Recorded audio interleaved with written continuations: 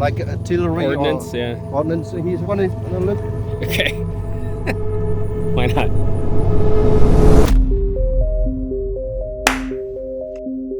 So, just tell me how you feel about being back. It feels strange. You know, you said it was hard for you to imagine a war going on here. Oh, and smoke shells. For me, it's hard to imagine there isn't. I mean, the country went through a terrible upheaval. It was completely, utterly destroyed. It's going to be tough to see that from the ground. You know, that really was just unnecessary for either side to have done it. It was a bloody mess, that thing. And that continued for years after the war was over.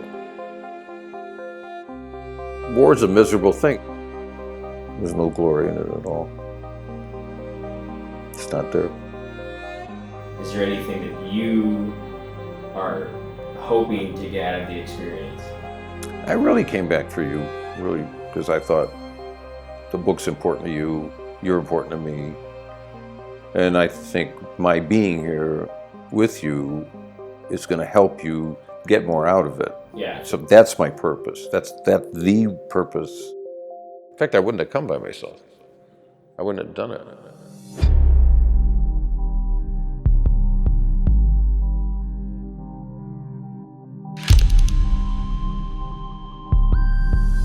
Oh, right there it is. Yeah. Okay. You see this church, Carl? Mm-hmm. The big tower? That was occupied by North Vietnamese. They rounded up a lot of villagers and put them in there. And up on top, they had snipers. A lot of Americans died here. And a lot of Vietnamese died. And then you walk on those sites where those things happened. It's emotionally draining. So the compound started right about, it would have been right about here. You think about what happened to people you knew, and that brings back pretty realistic memories because you're right there.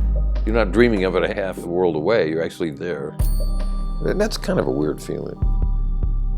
For Tet, because they expected a big attack, they had everybody out on the line. We had about 14 people on each side. That's all we had. So the 30 calibers here, then the trucks, and then my bunker here with the M60. Then right next to that was the mortar pit. You know, right there on that spot, there was a horrible, ferocious battle. It was a big event in my life, right? I mean, it shaped my life. Piece of shrapnels. It's a 30 caliber round. It's like you're there and it happened, and there's nothing left but a memory. It brought it home a little more, you know. Never seen so many dragonflies. Yeah, it's incredible, right? Please keep your head down. It's not beautiful for the Americans. No.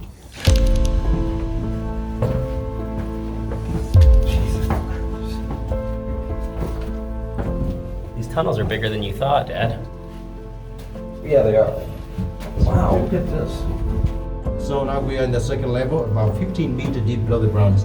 This is one of the family rooms, one of 16 family rooms, small crime cell like this. Every family had to dig their own room, but the maximum size is about this big.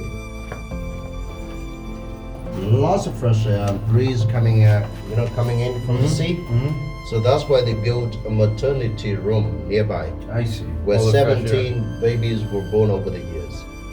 Jeez.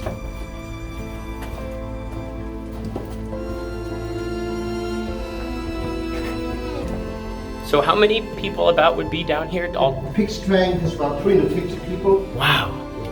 There's one of the 3 freshwater wells down there. Really? Yeah, comes from Indian Springs.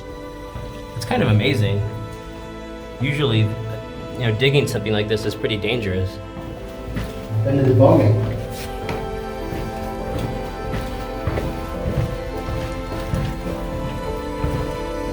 Just people here really suffered for no reason whatsoever. Hard to see it as anything but a total waste. That would not make a good Viet Cong gorilla.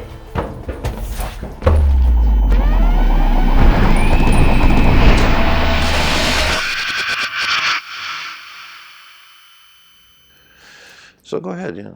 What do you want to talk about? The other morning you were pretty upset about something.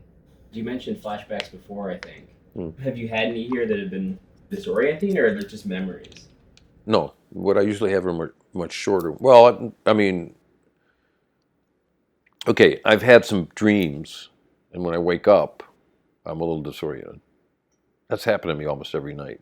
Like sometimes you get these things. They make you sweat when you get a real a one that's lengthy, where you'll really lose sense of where you are exactly. You're actually someplace else in your brain. So yeah, they're worse. Yeah, but you know, Carl, I found this out a long time ago. It sounds goofy. I think maybe I mentioned this to you. After a while, they become like an old friend. You know when you go to sleep, you're going to have that dream. Same dream over and over and over again. They're like an old friend. I thought they'd go away with time. I'd forget about them. And I've talked to other guys. They think that too. But they don't really. You never lose them. You imagine some of these battles, places we went, like that heavy shelling up along the DMZ. Those were barrages as big as anything in Korea or World War II and stuff. They make an impression. They make a big impression on you and stuff.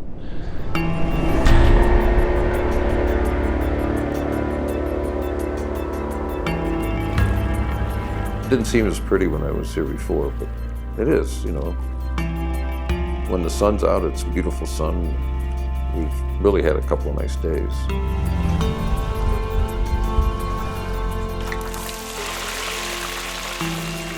You know, it's kind of a shock. I mean, it doesn't feel like I've been gone for 50 years, except it does. Things are all different. We're in a new place. Nobody cares about the war. Nobody cares about our nationality. They're just friendly as hell. A few times when they've asked me what we were doing and they figured out I was here during the war, there's no hostility or anything like that. It's okay if I video? Yeah, it's okay. Your name again? Full, Full PHU. Yeah. Full. something like a noodles. When we set up this center, I came across the partner, know the photo of on the Flickr, and then I sent an email to him, and then that's why we became friends. But you know, yesterday was the first time that we met in person. Yeah, finally. Yeah. Finally, Almost after 10 years. so many, 10 years. almost 10 years. And in this exhibition, there are a couple of photos that you took. Oh, Yeah, really? Yes. that's amazing. That's amazing. That photo? Is that yours? That's looking south. I think going up to the Mind Center was really very meaningful to me. And meeting a guy like Heing, who's so dedicated, you know, he's totally apolitical. He's trying to restore the land up there, which was devastated, to what it should have been. In 2001, when the new was set up, Province had 89 deaths and injuries because of landmines. Over the years, that figure has been drastically reduced. And in 2017, first year that we had nobody killed. Last year we destroyed about 12,000, nearly 12,000 items. We have a long way to go. Yeah. You talked about hoping for some kind of closure. In some areas, maybe. Yeah. Currently now, what are you kind of hoping for? Just to see how things are now, and that the people here are living pretty well finally, and government's not bothering them as much as it did 40 years ago. I can see the change. I can feel the change. The tension's gone. You don't run into people that don't like you because you're American. That wouldn't have happened in the old days.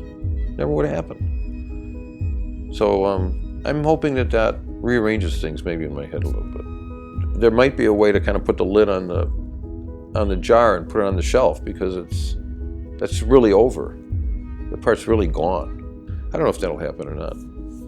But the trip has probably been helpful. I never would have done it if you hadn't, you know, started your book and written all this. But it turned out it was a good idea.